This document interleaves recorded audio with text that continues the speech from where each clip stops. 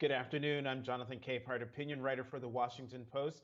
Welcome to Washington Post Live and another in our series on race in America. Latinos have been among the communities hit hardest by the coronavirus pandemic, which revealed long existing health disparities in the United States. Today, we're going to focus on the impact of those health disparities on Latino communities. Xavier Becerra is the 25th Secretary of Health and Human Services, and he joins me now. Mr. Secretary, welcome to Washington Post Live. Jonathan, thanks for having me. And by the way, thanks for everything you've done. Oh, well, thank you very much. For whatever I've done, I thank you. Well, let's dig into the health disparities, Mr. Secretary, experienced by Latino communities. First, how have barriers such as a lack of pharmacies, hospitals, and transportation affected health outcomes before and during the pandemic? Well, Jonathan, as you know, if you live in a food desert or if you live in a medical service desert, it makes it far more difficult for you and your family to get the type of services and have the type of health that would be possible if all those things were within your reach. Some cases you could live in a big city and be just blocks away from a nice hospital, but you just can't afford it. You may as well live in a desert. And so that has produced results, which today we recognize as social determinants of health. So you grow up poor, that's one of the determinants of what your health will be moving forward. If you grow up without access to health insurance, that's also going to determine a great deal of how your health will look once you're older. And so no one should be surprised when some 40 or 50-year-old presents. More than likely, if you're coming from a community of color, your health isn't as good as someone who's had access to healthcare all his or her life, who've had the right foods available in grocery stores around the block.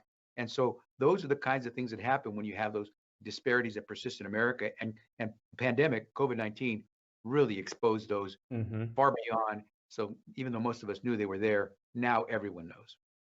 Well, and that anticipates the next question I was going to ask, and that was, how has inadequate access to primary care physicians hindered testing, treating, and educating patients about COVID-19 and the vaccines? Well, it's like trying to fly a jet plane without having gone to the courses on how to fly to begin with. If you try to go all the way from the start, you're never going to succeed. So you can't expect communities who haven't had access to have the best outcomes. And the more we prevent communities from having readily accessible access to the things we need, we're going to continue to suffer. The name that comes to my mind most is Diamante Driver, a young boy in the state of Maryland who had a toothache, but because his parents didn't have insurance, didn't have much money, you let your child go as long as you can. Well, that toothache turned into an infection, an abscess, and before you know it, that young man actually died because what started off as a toothache became an infection. That's what happens when you don't have health insurance. That's an extreme case, but it happens. Mm-hmm. One of the access to healthcare and insurance is one thing, but in its public education campaigns, how has your department tackled language barriers that can affect Latinos and other communities in terms of accessing healthcare, accessing the vaccines? Well, we've broken down those barriers, Jonathan. We understand how important it is to communicate, and you who are in media know how important it is to communicate often, repetitively, in order to get a message across. And so that's what we've done. We dedicated a lot of resources to get messages out. We don't wait for people to come to us; we go to them. When it came time for people to enroll in the Affordable Care Act insurance marketplaces, we didn't wait for people to go onto the website and look for us. No, we went out to the community and make sure we got to all those communities that didn't get access to care easily and haven't always signed up for coverage under the Affordable Care Act. And this time we had a really good product to sell because the president made possible through the American Rescue Plan reduced rates for quality health insurance. So much so that for many people, including folks in the Black and Brown community, we were able to offer them health insurance coverage, quality health insurance coverage for less than $10 a month. You can't even go see a movie for $10 in one movie. And so it was a great deal. Unfortunately, we got a lot of folks who bought in. You know, Mr. Secretary, nearly 1 in 4 home care workers is Latino. 2 in 5 Latinos are caregivers for family members. So, what steps is HHS taking to help the care workforce moving forward? Well, we're making major investments, Jonathan, in home and community-based services because we know how critical having access to good care is for any family. But if you're a low income family, even more so. And oftentimes we know that some of these families rely on relatives or close friends to provide some of that care. It used to be done without being able to be reimbursed or compensated. More and more, we're realizing that these folks are providing indispensable care, not just to that family member or friend, but to America, because otherwise those folks would end up in institutions where taxpayers probably would have to pay a good portion of that bill. So we are making a major investment in home and community-based services because we see how important it is. And I say that personally as the caregiver for my father before he perished. My mom and he moved into my home 4 years before he left us on New Year's Day 2020, and we were with him, and we were essentially his hospice caregivers for the most part. Those last 6 months when he was less mobile, unable to care for himself. So there is such value in it. And I say that personally. Everyone should have the opportunity to let their loved ones live out their lives in dignity. Well, Mr. Secretary, my condolences to you on the passing of your father. It just makes me wonder how did that experience um, impact the way you approach your job as the Secretary of Health and Human Services? Jonathan, I tell folks, if you want to know where a leader is going to take you, look at where that leader's come from. And for me, I came from a family where my parents did everything they could for me. They couldn't do a lot because they didn't have a lot of money, but they did enough that I felt like I thought I was middle class until I started college and I saw what middle class folks really how they lived. And the beauty of that is that I've learned that it was not easy and it was not free. And for me now, it is so important. And so when my father was in his last years, his last stages of life, it was a no-brainer. We were gonna be there. Actually, I learned it best, quite honestly, through my wife and her parents, because she's got a larger family of 8 kids. They were there every moment for their 2 parents, and I had never seen death with such dignity as I saw when Carolina, my wife's mother, passed. And I said to myself, if ever my parents get to that stage, that's what I want. You had grandkids, great grandkids in the house as my wife's mother was getting ready to pass. Everyone was going through. It almost was like a party. And because no one felt like it was a mournful time, none of the kids were afraid to see their great grandma. That's the kind of thing you want because there was true love there. And Mhm. we should make that available. We shouldn't say, oh, no, no, we're not going to do that for you because we don't want to reimburse you for some of the costs that you've had. Instead, send them off to an institution where we're paying thousands of dollars that most people can't afford, and therefore we as taxpayers have to cover. Makes no sense. You're also the son. You're the son of immigrants, and I'm also wondering how is that part of your life story influencing the way you go about your job at HHS?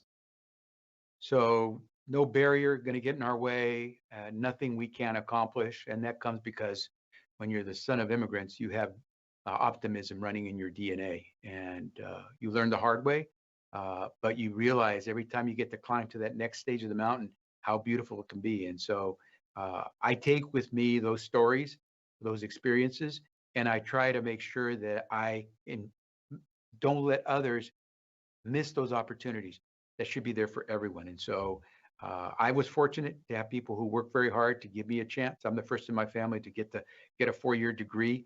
I am the first one in my family to have a chance to get in front of a camera. And I will tell you, this opportunity should be available to anybody, regardless of your income, where you live, or what your immigration status is. Mhm.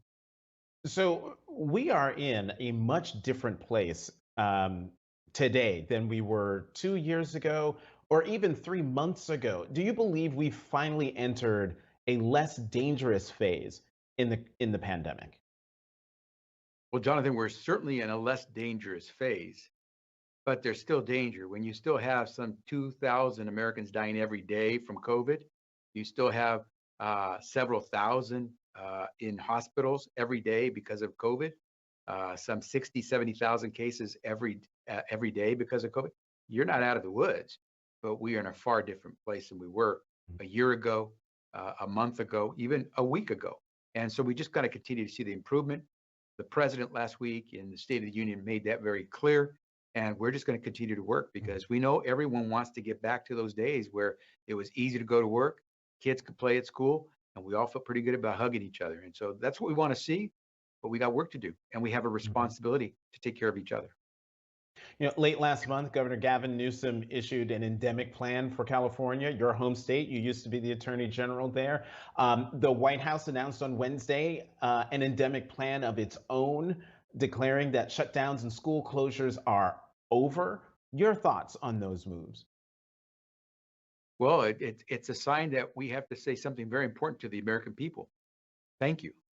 Thank you for paying attention, for getting vaccinated, for wearing those masks, as aggravating as sometimes it could be, of testing when you needed to, of social distancing, of taking care of your kids, washing your hands, doing all the things that the scientists have told us will work. Thank you for that.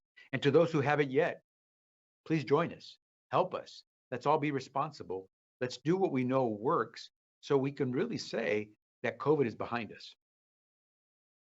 You've recently announced a new mental and behavioral health campaign to deal with the long term impact of COVID. What's the goal? Well, as I said, the president has made it very clear we're leaving no one behind. And that he could have been a member of my family saying that we don't leave people behind. You could have been part of that Army unit. You know, you don't leave anybody behind. And so when it comes to what we're doing here, we're not leaving anyone behind. And so we just got to continue the work. We know what we need to do.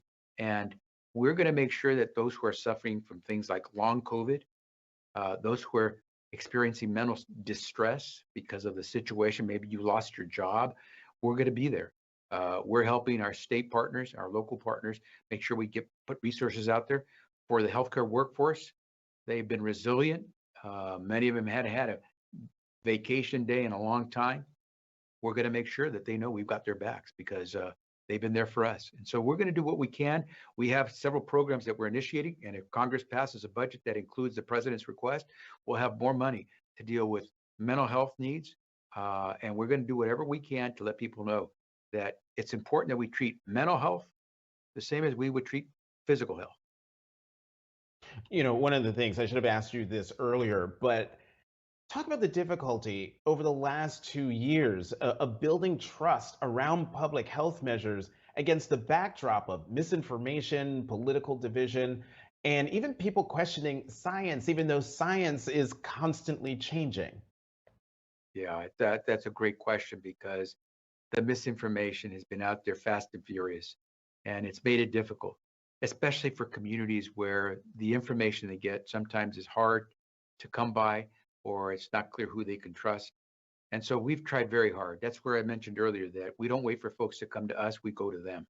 And we use trusted voices to make sure we're communicating, whether it's the priest, whether it's the school teacher, whether it's the soccer coach. We're going to use those who really do connect with families because we want them to know that we want to include them. I constantly have to say, especially in Spanish language press, that when it comes to the vaccines, President Biden wants to make those accessible to everyone free of charge because too many folks in communities that are disadvantaged, they find it hard to believe that they're getting something of quality free of charge. They're used to getting something not of quality for a high price when they go into Mm. those rip-off stores that they're only the only thing they can find in the neighborhood. And so when somebody offers you something really good free of charge, you wonder. And so what we have to do is just communicate over and over that we actually got a great product for you that can actually save your life and it's free. And the more we let folks know, the more it changes. And by the way, in May of 2021, about 2/3 of white Americans had received at least one shot of the vaccine on COVID. Black and brown communities, about 54% or so, substantially behind the white community. Beginning of this year, we'd changed that a lot. White Americans, about 83%, 84%. Black Americans, about 82, 83%. Latinos, about 84%. We worked hard at that. It was no accident. And those are great stats to learn about, Mr. Secretary. We have time for one more question, and I got to ask you this because the Washington Post and other news outlets have been writing about it. Well, how do you respond to the reports that say that you have taken too passive a role in the pandemic? Is that criticism fair? You know, my dad used to say, it's not what you say, it's what you do. My dad was a construction worker, and it made no difference to anyone, his foreman or the company owner, what he said he would do is what he did. And I got to tell you, my dad was one of the best builders America's ever seen. Uh, he was never a loud guy. He didn't speak English very well. He was always kind of shy about that. All I learned in all my life was perform, get it done. Whether it's laying that asphalt for that highway or it was building that concrete driveway for your neighbor, you get it done. And that's what we're going to do. And fortunately, we have a president who lets me get things done. I'm going to continue to do them so long as I have an opportunity, because that's what I learned when I grew up. You use a terrific word there, and that was perform. And I wonder, to your mind, as someone who's been in politics for years, um, in Washington, do you think there's too much emphasis put on perform in terms of performance for the cameras? That as long as someone is performing for the cameras, they must be doing the job. Yeah, it's the show horse versus the workhorse. And I'll tell you, here's where my mom gives me the best advice. She always tells me, remember Jimmy. She's always telling me about this story about this kid, Jimmy, who would always go to church, always religiously go to church. And he'd always say to the Lord, hey, Lord, I'm here. Just wanted to check in with you. And he'd always do that and always do that. And some of his friends would ask, well, why do you do that? You don't need to go to church all the time. And he'd say, yeah, well, that's what I do. Then, of course, as he aged in life and as he was getting ready to leave this place, he had the Lord come to him and say, hey, Jimmy, I'm with you today. And so she always tells me that story. This is a woman who still prays the rosary every night. And all I know is that if I do things the right way, someone will recognize it. You don't have to be a show horse. Just do your work. All right, that's actually kind of a mantra that I try to I try to live by. Just do the work. One more question for you, Mr. Secretary. The Post reported it can sometimes be unclear who makes final decisions or is in charge of implementing new initiatives. What's your response? Oh, there's no doubt. The guy at the top, Joe Biden, he's the president. He makes the call. When it comes to COVID, if you're asking about COVID, he set up a team before he even took office officially to deal with COVID. Jeff Zients has been the coordinator out of the White House for that. At HHS, I'm the secretary. We execute on much of what the president wants done. We're the team that has NIH, FDA, CDC. Our H Corp program is the logistics operation that makes sure that those masks, that those tests, those vaccines get where they need to go. But no doubt, the quarterback is in the White House. Xavier Becerra, 25th Secretary of Health and Human Services. Mr. Secretary, we are out of time. Thank you very much for coming to Washington Post Live. Thanks, John. Coming up, the mayor of Santa Ana, California, Vicente Sarmiento. Because of this invisible disease, we suffered the most. Our mothers, fathers, sisters, brothers, our families. But now hope is on the way. The vaccine of hope. La vacuna de la esperanza. Now it's time for us, people like you and me, to lead us all into the future. We are all essential. We are New York. Somos Nueva York. 纽约是我们的家。 We are Somos.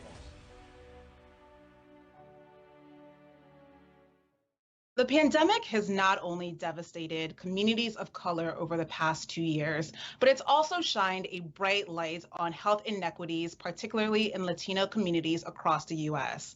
I'm Ruth Umo, editor at Fortune, and my two guests today have made it their mission to get to the bottom of this issue by combining findings and best practices gained in and out of the pandemic to build a national model for better health for lower income communities of color.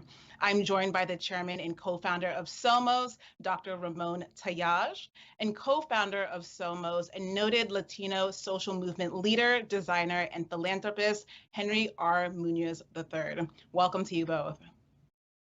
Thank you. Let's kick things off. Welcome. Let's kick things off with you, Dr. Tallaj. Let me start by asking you about your new role. A few weeks ago, New York City Mayor Eric Adams named you one of the co-chairs of his new COVID-19 Recovery Roundtable and Health Equity Task Force. Can you talk to us about your goals for this task force and the role health equity plays in moving New York City and really the entire country past the pandemic toward an endemic? Thank you, Ruth. As the co-chair of New York City Health Equity Force, we are working with nearly 40 very important experts in the area of healthcare, education, hospitality, and even homeless services. Leaders who truly know their communities and have the skills and talent to get things done. The task force is focused on truly diverse partnerships and bringing a model not just for New York. We believe it will work for the entire country.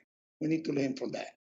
We are doing it by addressing the problems that already are affecting Latino Americans and many poor Americans on a daily basis. For instance, in New York City, our public housing developments are full of mold, lead, and below living standards. These are driving factors that led to so many decades of diabetes, hypertension, childhood obesity, and overall asthma, condition brought on by poverty. So what this task force is trying to do is that on the country recovery must be focused on in improving total conditions. Healthcare cannot live by itself. As Somos, for example, we have reinvented healthcare in the most vulnerable communities, focusing on preventive care with community doctors.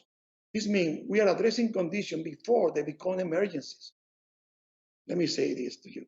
If COVID-19 has taught us something, is that we can no longer ignore all the inequities that were there for many years and still here. That change must happen. Only that way we can call this a recovery. Preventive care, for me, is the key for the future.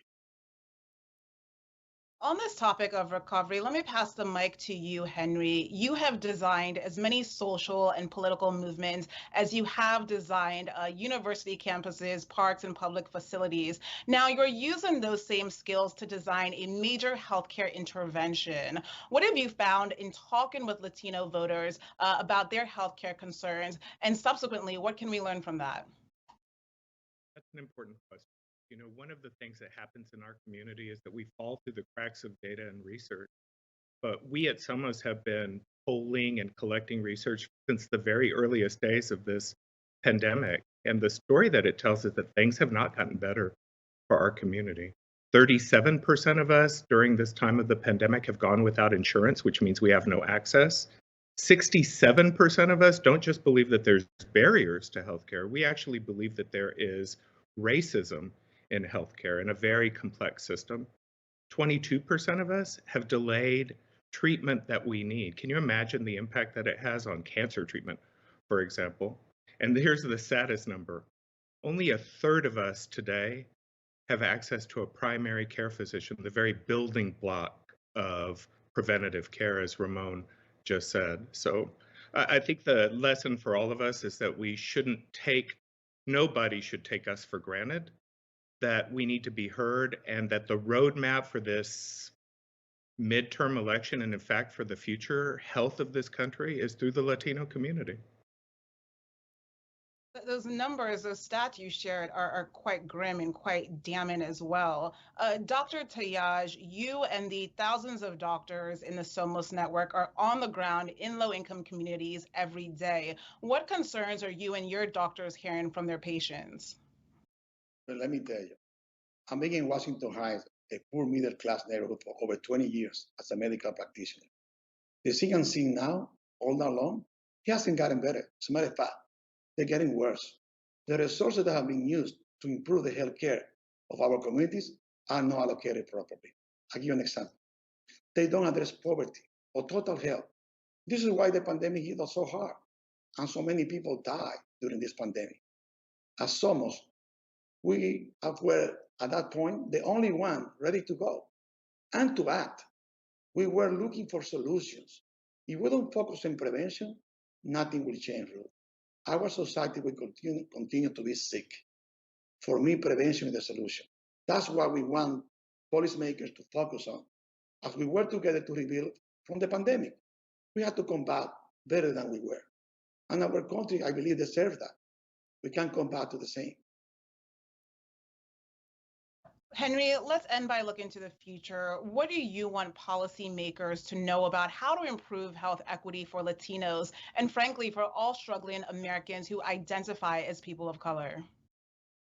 I want them to understand that the health of the Latino community is the health of the United States of America. We're the fastest growing demographic group in this country. I don't want them to ignore these findings. I want them to listen. I want them to understand that it's important to put prevention in front of profit. I want them to understand that there can be a new model of healthcare that is closer to the community, healthcare that is dependent upon the success of the primary care physician, that is delivered in language, that is delivered in culture, and that where people see themselves in the healthcare worker.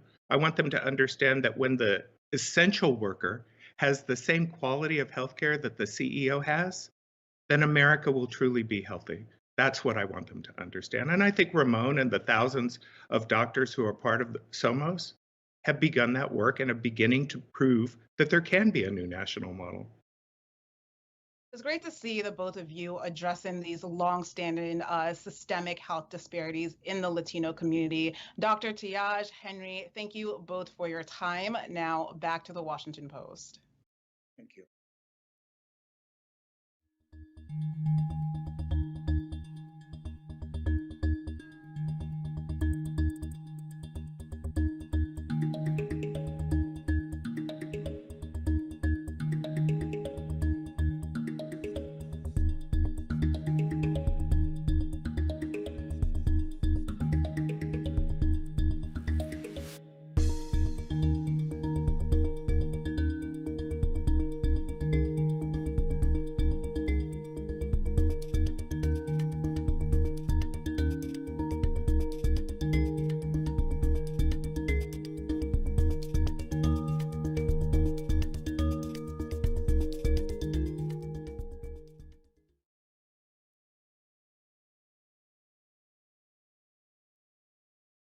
Good afternoon. I'm Jonathan Capehart, opinion writer for the Washington Post.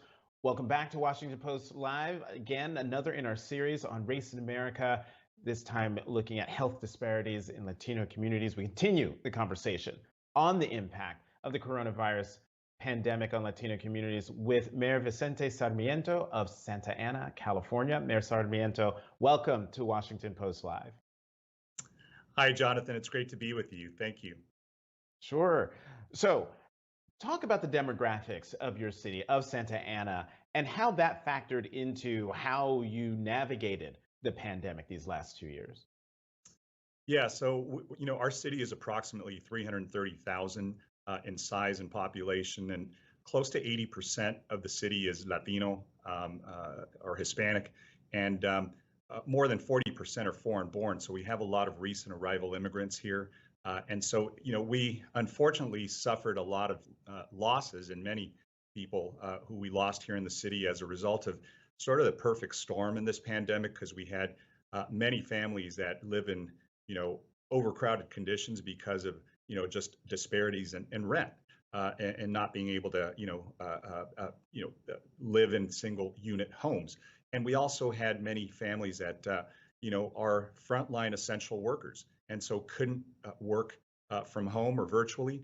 And you also had people that, had underlying health conditions pre-pandemic. So you had people that suffered from diabetes, hypertension, and obesity. So all these three factors just lent themselves to a proliferation and a spike in coronavirus cases, but more importantly, in a lot of loss of life. So we suffered about 1,000 losses here in Santa Ana, and these were, neighbors, relatives, friends, people in the community that had close ties to everyone. So it was pretty devastating on our community. I asked this of the secretary earlier about the impact of misinformation, disinformation, lack of trust, all sorts of issues that have gotten in the way of public officials tackling the pandemic. How have you dealt with those very same issues at the local level as mayor of a city? It's really challenging because I think a lot of our community, because many are monolingual Spanish speakers, right? Get their news and get their information from their local press sources. And what the city is pushing out sometimes isn't as effective because it's done either in in English and not in multi-language efforts. That's something we've now changed and realized that, hitting send on an email and thinking that's the way you message to a community like ours is not the way to communicate. The way to communicate is embedding yourself in neighborhoods, talking to people, and establishing that trust. So when you do reach folks, you're able to have some credibility, and being able to talk to somebody in their own language of origin is huge, right? So we did battle some of the media outlets that were really proliferating not only misinformation but dangerous information. And so folks believe that because that's where they got their information. So that is something that was really challenging because not only are we as government trying to inform and educate people and keep them safe and provide science-based information, but you're trying to offset that with a counter narrative that is very, very different and completely contrary to what we're trying to inform people with. You said in your answer about, before hitting send on an email, making sure, is this the way we should be communicating? But what are you doing to support residents who aren't on, say, social media? Obviously, you have folks in your city who don't speak English. How are you getting messages across to them? Also, folks who don't have access to health information. What are all the ways you are getting, or at least trying to get, health information, but also coronavirus specific information to the people of your city? Yeah, so it's not even solely an issue of language disparity, right? We're also talking about households that aren't even connected to the internet. So you have this, dual problem. So what we did during 2020, when vaccines weren't even available and weren't developed at that time, we took our information and our resources and embedded ourselves in neighborhoods. So rather than having, sites where people could go to because we knew people had transportation problems as well, we went to more than 100 neighborhoods and took our mobile, trucks and resources and delivered, about 35,000 tests. And we delivered more than 300,000 face masks. So those are ways that we realized it is kind of going back to, grassroots efforts, going back to talking to people, going door to door, because these are folks that, again, need to have that contact. So it was tricky because, again, this was prior to the delivery of the vaccine, and we had many of our staff going out and risking their lives, having to go and communicate with our residents. But we knew that that was the only way we could effectively communicate and provide resources because, again, we had problems and challenges with respect to, just access to the internet, problems and challenges with respect to language.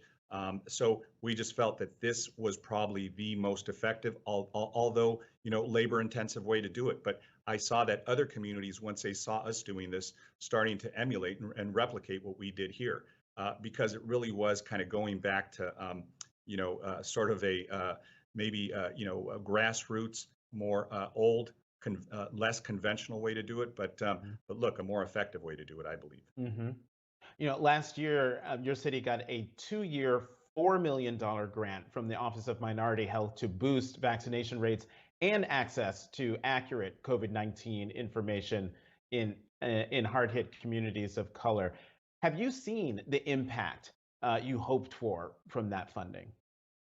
I did. I think that is one additional element that we had in addition to receiving rescue plan money. So I do need to give our thanks to President Biden and Secretary Becerra, because with the rescue plan money, that in addition to the the $4 million grant that we received from the Office of Minority Affairs, we were at the height of the pandemic where Santa Ana was hardest hit. We had maybe 1 in 4 people testing positive, and this is prior to the vaccine being delivered. And so we went through all the efforts that I just described, and now we have vaccination rates in those same zip codes that were suffering losses of life, upwards of 80%, 85%. So we now have some of the lowest positivity rate in our county. So we are the county seat, here in Orange, and we're 34 cities large. We probably are the most demographically different from Orange County, even though the county is considered, one of the most affluent counties in the country. It's the 5th or 6th largest, but Santa Ana is, sort of the core of that county, and we have some very different problems in our neighboring 33 cities. So, we're real proud of that pendulum that we've been able to swing to the other side, because again, it took a lot of hard work, but it was, labor intensive work, but it was work that we know now, not just for the pandemic, but for other issues having to deal with vital information to, communities of color like ours, immigrant communities and low income communities. So you have those 3 factors intersecting, and we realize that you can't do things in an easy way. In other words, again, sending out an e-blast and expecting, people to be informed as a result of that. We really do need to do things in a very non-traditional, non-conventional way to have the most impact.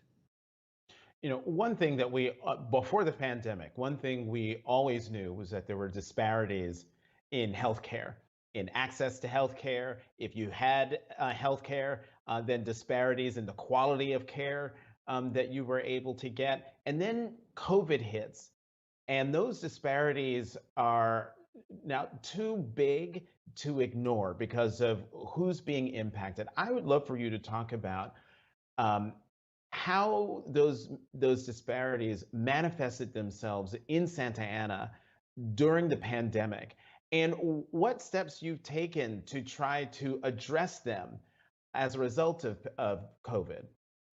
Look, I'll give you some really specific examples. When the vaccine was, being delivered, the state sent the vaccine inventory to the counties so the county could deliver them to the cities. Here in Santa Ana, we knew that the epicenter of the pandemic was here in our city. Unfortunately, vaccines were going to other parts of the county, more affluent communities, more white communities. And that's when, I think the tide turned, when everybody, especially me, started shouting at the top of my lungs, we have to get the vaccine delivered to where the problem is. And so, as I said, many of our residents are frontline essential workers that couldn't take time off. So they were still going out and doing domestic work, working in, restaurants and in, hospitals and other places. So we knew that if we could curb the spike in positivity here, we knew it would help the entire county. But the vaccine was going elsewhere. Governor Newsom came and he delivered a speech here when he kind of turned the tide and said he's going to stop delivering vaccine to counties that don't get them to the hardest hit communities. So that's where I saw things really change here in our city and our county when that was said. But it took many of us, again, getting so frustrated that the logical step of bringing, and delivering vaccine to, communities that were hardest hit wasn't being done. So we saw that as really a pivotal moment. But again, it shouldn't have to be that way. And for us, we know that we don't have our own public health, municipal public health department. We rely on the county for delivery of care. They are the agency that's vested with that responsibility.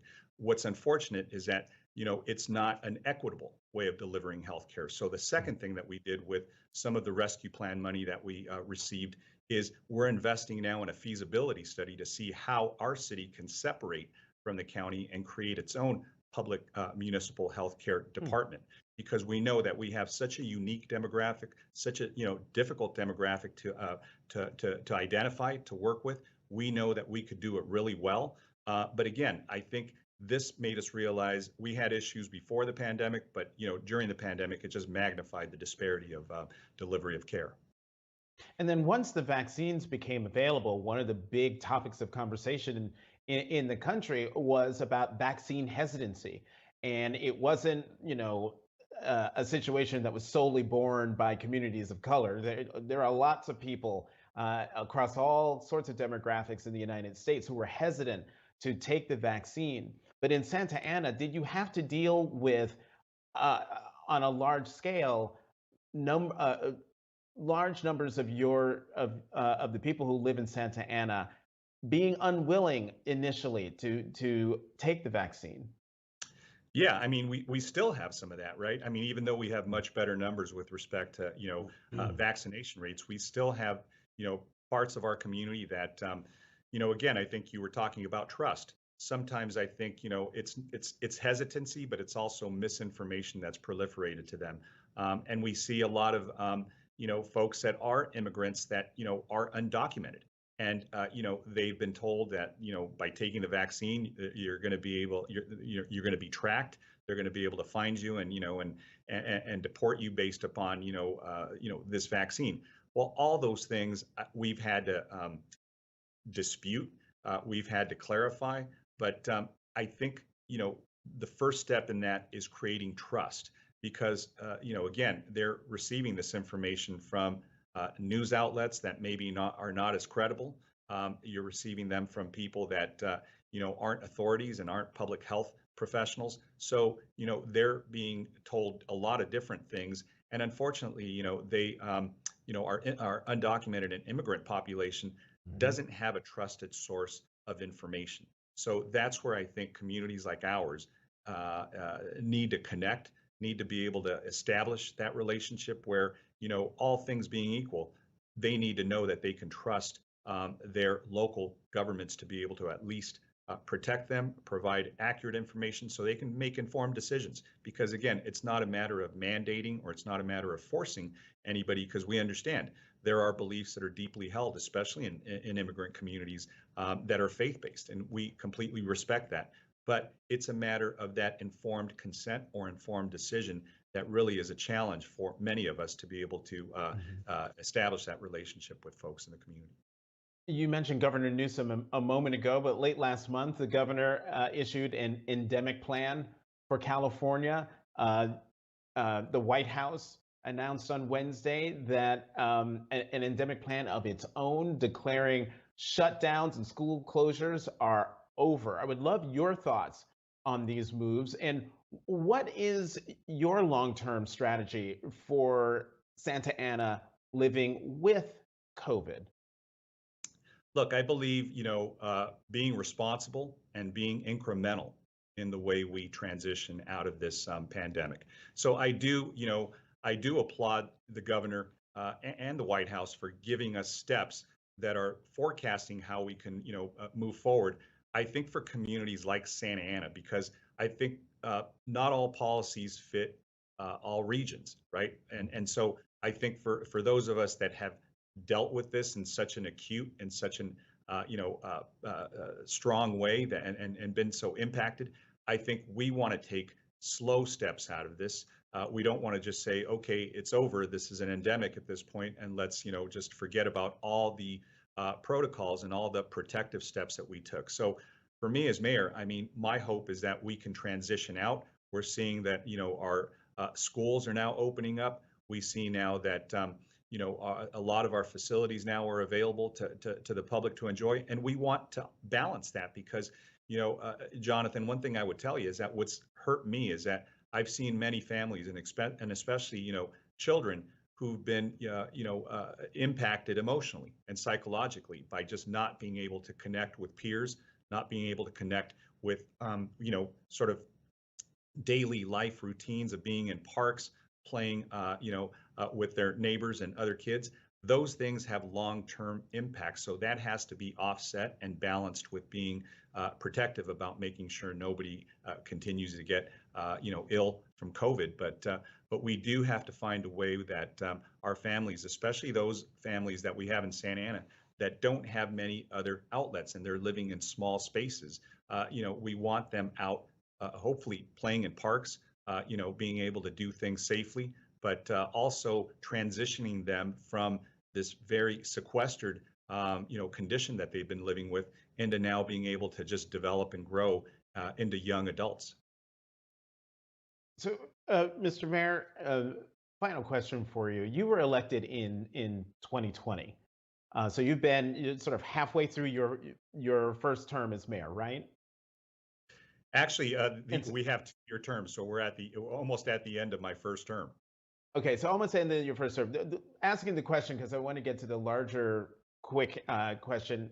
What lessons have you learned as mayor guiding your city through a global pandemic? Look, the first lesson I think I learned is that when you're in a crisis, you can't do things in a simple way. You can't do things that seem expedient, that seem efficient. You really have to step back and realize that, nobody signs up for this type of work as mayor, because normally we're dealing with infrastructure and filling potholes and making sure people's, street lights are operating. But when you're dealing with people who are facing loss of life, loss of a loved one, and just a crisis, what you have to do is just step back and evaluate and realize we have to do everything we possibly can to provide accurate information, resources, and if it takes going into neighborhoods, walking door to door, those are things that now I take away as mayor, and hopefully our entire city realizes that we just have to do things as as effective as we can, even if it may be more labor intensive, even if it takes more time. But that's something that for communities like ours, we have to define and tailor the way we communicate with folks. So that is something that we are going to take away, not just on delivery of information, vaccine, and testing, but it is going to go towards rental assistance, towards business grants, towards resources that we know are going to follow this pandemic that is really an economic crisis. People who are just transitioning back to work, transitioning children back to school. We realize that these lessons that we learned during the pandemic, they're going to continue in other efforts as we communicate with our neighbors and residents. Mayor Vicente Sarmiento of Santa Ana, California, thank you very, very much for coming to Washington Post Live. It's great to be with you. Thank you, Jonathan. And thank you for joining us. To check out what interviews we have coming up, head to WashingtonPostLive.com. Once again, I'm Jonathan Capehart, opinion writer for the Washington Post. Thanks again for tuning in to Washington Post Live.